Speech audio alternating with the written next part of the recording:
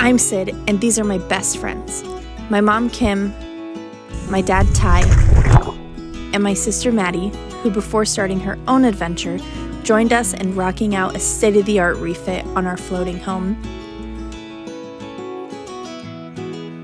Now, we're ready to set sail to die with memories, not dreams, and live dauntless. We're back this week with a project update and a projected budget for this exciting new adventure that we're getting ready to go on. But before we get into that, we wanted to give a big thank you to everyone who has been liking, subscribing, and commenting. Your support and words of encouragement have just been monumental to us, and we really, really appreciate it. Absolutely. Thank you guys so much. And we'd also like to give a special shout out to our patrons. You guys have been the rock stars here as well. And without you, these videos would not be possible. Timing and budget. This is where we decide, is it worth it?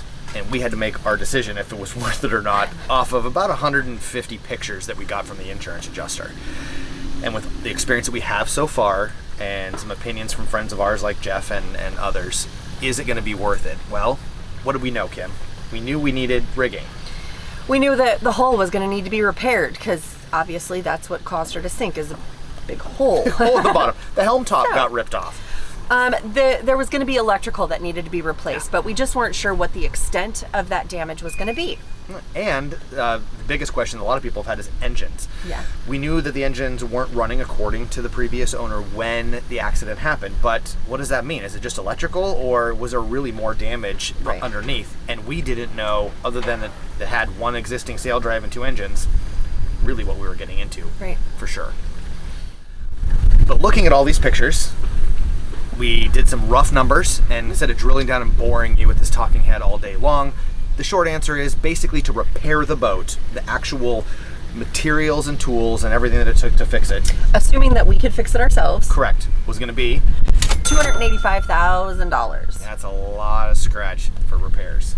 But based on the fact that this was a $1.2 million vessel when it came out of the factory in South Africa, we figured that $285,000 and some sweat equity on our part, it was definitely worth it. Absolutely. So the biggest factor is, what didn't we know? And we couldn't find out until we actually got there and started to clean things up and remove the sand to be able to see exactly what's going on. Right. And anybody that's ever bought anything online kind of knows what that Craigslist picture looks like. It looks really good in the picture, and you get there and it's just not quite what you thought it was going to be. So what does that mean? So we found more fiberglass damage, and that fiberglass damage came in a bunch of different ways that we didn't see, like where the mast had fallen off, where the front cockpit floor floated out. The front cockpit floor was completely missing. It's gone. So there's something to have to replace that we didn't know. Yeah, we didn't know that. And the other thing that we missed was the blocking. When they pulled it out, she was so heavy with all that extra sand and water, they thought they were going to cut her up, and when they set it down, they could only set it down on the part of the hull that was still there. Yeah. So it crushed in the bottom of the boat and caused some more damage. Some more damage from that, right. Unintended consequences from people being curious. They would pull out the side of the skin of the boat where the damage occurred so that they could look at it, and unintentionally it kept tearing further and further back up the chine and through the through holes. So more damage there that we have to fix. Not insurmountable, but not a big deal. More to fix. And adjusters are adjusters. They're not photographers. So we didn't see the damage to the gel coat. We thought, hey, we'll be able to buff it out.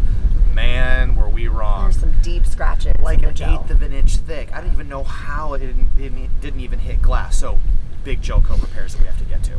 The scratches and the cracks in the perspex windows along the side of the boat.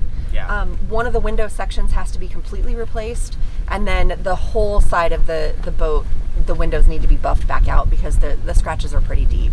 Which that's mostly man hours to get that done, a little bit of sweat equity, but still we didn't intend on needing to spend the time to do quite that much to the windows. Engines. You guys saw that the engines, they turn over. Everything's great with that, so we thought. And they still are. I mean, the condition of the engines are what we mostly anticipated. What we didn't anticipate was availability of parts in this COVID world. So what are we going to do with that? So what's some of the good news that we found? Little things like the blinds throughout the boat are all in fabulous condition. Yeah. They're dirty and they've been through the salt and the sand, but they just need to be cleaned. They all operate, and that's fantastic. All the wiring so far in the boat, everything that we've cut back and checked so far has been great. There's been no corrosion, there's no water that's dripping out, so all of the connections from the factory seem to be, at this point, So far. pretty good, watertight. So we'll continue to investigate as we go along. That's kind of a TBD. Is there something more that happens with that? But so far, so good. We're good. And now on half the floor panel. So Leopard actually doesn't have a hinged floor panel like this Lagoon does. They actually just have drop-in floor panels. And we found about half of them. Yeah. But half of them are missing. And you just can't buy those, can you? No. They sell you the laminate. And laminate, just put laminate on plywood, they said. But you can't get the laminate in the United States. You got to get it from South Africa. Right. So we are in the process right now of kind of digging up some additional pricing, some additional quotes, materials from the factory, shipping. Right, which is all a that. little challenging because this, again, is a 2021, which means that they haven't had to make a lot of replacement parts yet. All right, before we get into the next part, the wind. I'm sorry if the wind is a little obnoxious, but we're doing our best here to not, sit inside of a lobby somewhere and film this. The last thing that we're really considering with the budget is the yard bill. And this is a closed yard. Which means that Thunderbolt Marine is not a DIY yard. They do not allow people, owners, captains, whatnot, to come in and do fiberglass work, painting. They don't allow people to do that on their own vessels. You have to hire their contractors and their employees from Thunderbolt Marine to come in and do the work so that they can charge you a percentage on top of your yard bill. That's how they make their money. I have no problem with that or that business model necessarily, but in this situation, it becomes a little bit of a difficult It's kind of a thing. sticky wicket. So you would ask, well, why are we at Thunderbolt? And how are we getting to work on our own boat? Well, it's kind of a two-pronged deal. One, it really just says where it is. So this accident happened just south of Savannah. And although this is a big boating community, there's not a lot of places that can haul out a boat that's got a 26-foot plus beam. Or that is significantly weighted down by water. and sand. Exactly. So safety. This happened in the Sound. They had to safely be able to get this boat 15 miles. It took them 15 hours to get the boat just to Thunderbolt. The next closest place is hundreds of miles from here. So it's just not possible. So we didn't have a choice. The insurance company didn't have a choice. The salvage guys didn't have a choice. And Thunderbolt didn't have a choice. So since it was kind of a surprise to everyone that it ended up at Thunderbolt, the challenge becomes the fact that Thunderbolt didn't have any room in their schedule to actually put this boat into its repair schedule. So it gets hauled out of TMI for obvious reasons, and they can't service it. And the reason they can't service it is because everybody's backed up. They've got no room in their schedule to work on it. One, and number two, they really don't know where to start. They didn't know where to begin with the repairs, and they actually kind of thought the boat was just trash. They thought they were going to cut it up and throw it away. We heard that over and over again from people in the yard, people that watched the boat get hauled out, contractors around the yard. So Management at the yard. Nobody really knew how someone was going to be able to repair this boat. So Our company owns the boat, and our company is insured to do this work. So Thunderbolt made a special exception. So keep in mind, I can't reiterate this strongly enough. They are a closed yard and they do not let DIYs in this yard. Because we're a business, because we're insured, they are going to allow us to do our own work on this boat because we have a plan on how to fix it. And we can do it in a more timely manner than what they're able to do because they need to service the customers that they've already committed to. So the downside for us is it actually comes at a cost. yeah, and the cost is unfortunate. So just as a basis, 50-foot boat, if you were going to haul this boat out and have them do the work for you, and you were outside in the yard doing a bottom job, $75 a day. That's what we were quoted when we called in and got our budget. For the yard bill, plus of course you pay for the labor and the materials for the work that is being done at whatever that is, and of course they add their percentage onto that. Of course. But $75 a day is the storage rate. And if you go inside the shed, which it's premium, obviously, the whole place isn't covered, that's an extra $100 a day. So it'd be $175 Correct. a day. Now, because they're not making any money off of us other than storage, and that's not their business model, they changed it. And so they changed our rates. We have a unique circumstance, so they created a unique rate system to work with that. And there was some compromise. So the compromise was this. While we cleaned the boat, assessed the boat, rubbed it, contemplated it, questioned our decision to do it, everything else that we did. Question our decision. They just charged us the daily $75 Correct. a day. And that was from the date that it got hauled out. It was part of the deal. We were going to pay all the storage from the day the boat was hauled out until, of course, it leaves. Now, $75 a day, not a bad deal. And that really allowed us to get to get our feet beneath us and get things ordered and plan. Move Dauntless from Yeah. Palm Beach All the way to Georgia. So it gave us time at a more reasonable rate to be able to make all of these kind of back end scenarios come together and work in the same. Now, from the moment we take a tool to the boat to actually begin the repair work, our rate changes. Inside or outside of the shed, it does not matter. $250 a day. That's a lot of money. So, of course, we chose to go in the shed.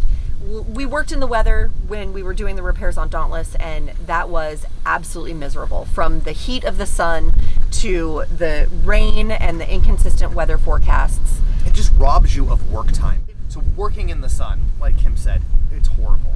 So if it's going to be the same price, inside or outside, well, obviously, we're going to go inside. We're going to go in the shed. So, all of those kind of things taking into consideration, that $285,000 figure that we gave you is going to go up. Now, the one thing that we didn't give you is how much we paid for the boat itself. So, that was... Everyone's waiting. Drum roll, please. $50,000. So, our all-in is not $285, it's $335, which, on a $1.2 million boat and a ridiculous pile of sweat equity, Still worth it. absolutely worth it. So, we know that the budget's going to go up.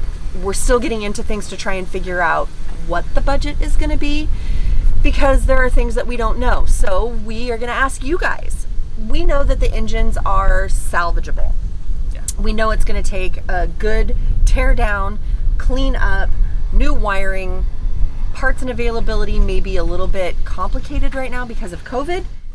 So the question becomes, the dollar amount to repair is?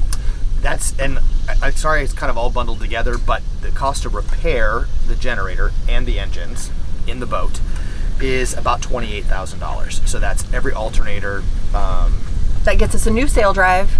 Yeah, because we lost one in the accident. Wiring harnesses, control panels, all of that stuff that is not, lubricated with oil. Every other one of those parts is going to need to be replaced. And then it's going to take time. So that $28,000 is just the parts.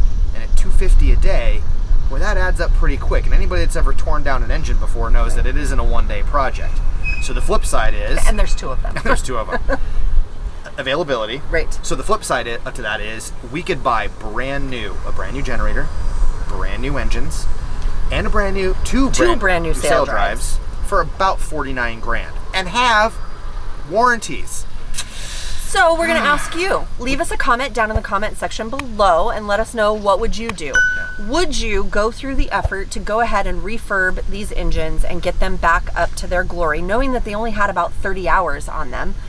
Or would you just cut your losses and go ahead and buy the new ones? Leave us a comment and let us know. And what would you do with the old ones? Oh yeah, that's a good one. Because there's a lot of parts on those engines that are perfectly fine. Well, decisions. Help us decide. So, this is what I'm really excited about. We decided to reach out to Leopard. Maybe they can help us, because there's things that we just don't know. Like, what's the layup schedule, and how does this part go together, and blah, blah, blah. So we reached out to Leopard. They directed us to South Africa. We talked to Leopard in South Africa, and they said... To the sales department is where we started. Yeah, sales department. Because you can't just call the naval architects and be like, hey, how's it going? No, it doesn't work that way. And they said, oh my God, I can't believe one of our brand new boats sank. We'll see what we can do, and we'll be in touch. Which, So, when you get the "we'll be in touch," don't call us. we'll call you. But while you're neck deep in sand on day 7 and you wanted good news and that's the news that you got, but They ended up reaching out to us from the factory. So Robertson and Kane actually did reach back out to us. We went over the accident and what happened, pictures of what the boat looks like now and what our plan for repair is, and they're talking to us. yeah. So, And let's tell them the good news. So, the good news we have so far is that the boat is absolutely repairable.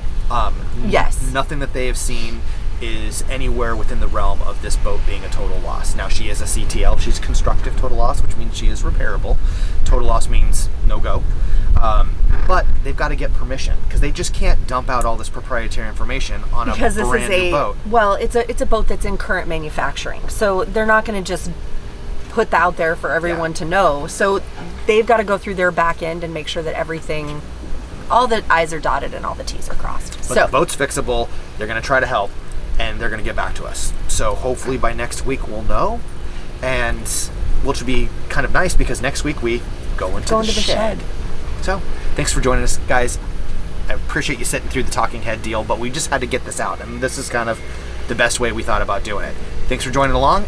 We'll see you guys next week.